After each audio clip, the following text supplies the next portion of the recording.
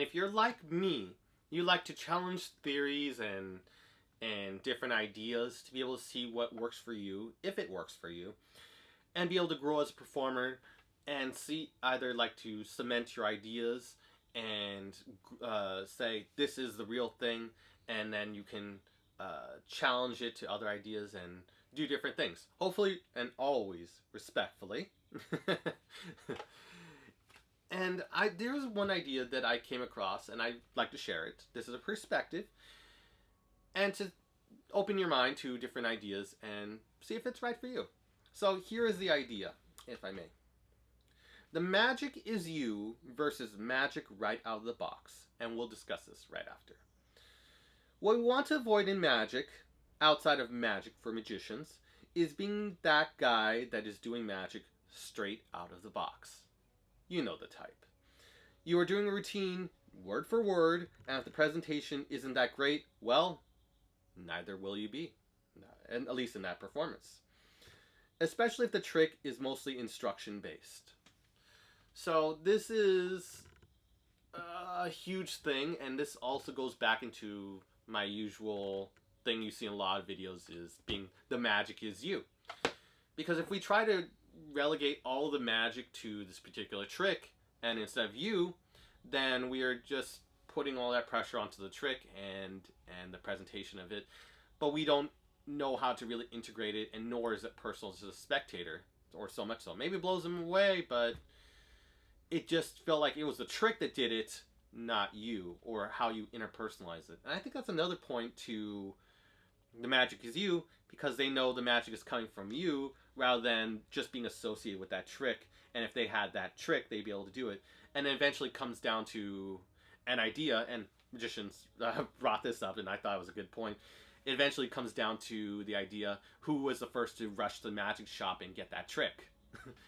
I just rushed to the shop, got it, learned it in 15 minutes, and now I'm performing it. Great.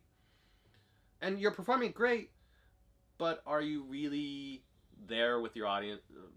I mean, it's hard to say, yeah, I'm there, and you could keep on saying, yeah, but the real engagement of showing you in the magic is, and how you integrate that pattern or change the pattern and change the presentation, change the trick around to suit you and your thing, is, I think, important. Because if you do something out of style, this is another point, or another trade-off to consider. If you, the performer who created that trick, let's say, and did the whole effect, and it's now marketed and you bought it, whatever the case, has their own style and way of performing it. They just recorded how they do it in their style and what it means to them. And that is magical for them, and maybe they change the wordage around to make it more personal to the performer, but they have their thing, and they sold their product to you. Or you purchased it. But the thing is, how are you internalizing that performance? So for performance, you have the trick. How are you internalizing it to yourself and then attaching yourself to that trick? Because otherwise, it seems like you'll be a different performer. You'll be yourself one trick, and then be someone beyond yourself, or someone brash, or whatever the trick calls for, and another, and it may seem odd, like you're not to yourself or holistic, or just may seem like it's a split personality. So it's something we need to be mindful of. And I can say this with a couple different tricks. Not saying yellow banana bandana, though that's a funny, silly trick to use. But I'm just saying that we want to be mindful of how we internalize it, because we don't want to be associated with just the trick. We want the magic to come from us, or we want the spectator to feel that we are doing a special effect just for them. It's very personal, and we're communicating how we're integrating a part of ourselves into the magic. Because these guys over here are our tricks.